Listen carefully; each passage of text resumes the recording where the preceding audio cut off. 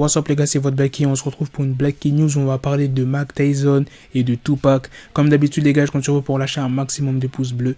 Et let's go pour la story. Le soir du 7 septembre 1996, Mike Tyson affrontait Bruce Seldon à Las Vegas. Mais ce qu'on retiendra tous ce fameux jour-là, la tragédie qu'il y a eu quelques heures après. Suge Knight avait assisté au combat avec Tupac, qui était un ami de Tyson, pour ceux qui n'étaient pas au courant. Mais après l'événement, les membres de Death Row ont été impliqués dans une bagarre à l'intérieur d'un hôtel avec Orlando Anderson. Et quelques heures plus tard, vous savez ce qui s'est passé. Une voiture s'est arrêtée à côté du véhicule de Tupac, une BMW pour être plus précis. Il y avait Suge qui était à l'intérieur et la voiture qui était à côté d'eux ont ouvert le feu. Bon, ça, la plupart des gens sont au courant, c'est pas une news. La news, c'est quoi? C'est qu'il y a quelques jours, Fat Joe et Mike Tyson se sont entretenus. Ils ont parlé de musique, de boxe, de leur enfance à New York. Et Fat Joe voulait savoir ce que ça lui faisait d'apprendre que Tupac avait été assassiné quelques heures après l'avoir vu au combat. Il dit, je n'avais jamais dit ça avant, mais tout ça a été prévu à l'avance.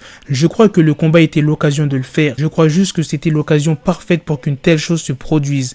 Tout le monde savait que tout le monde allait être là. Et les gens qui n'étaient pas là parce qu'ils savaient qu'il allait être là. C'est la réalité.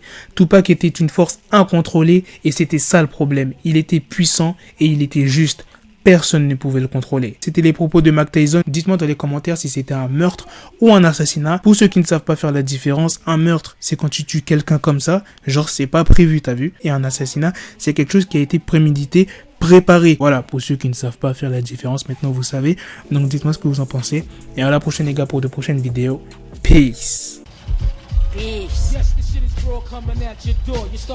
Got the bezel, had to switch my schedule on my dick, she Lego, never Lego. Him, I stuck up on me, so I call it Velcro. Till I need my dinero pendejo.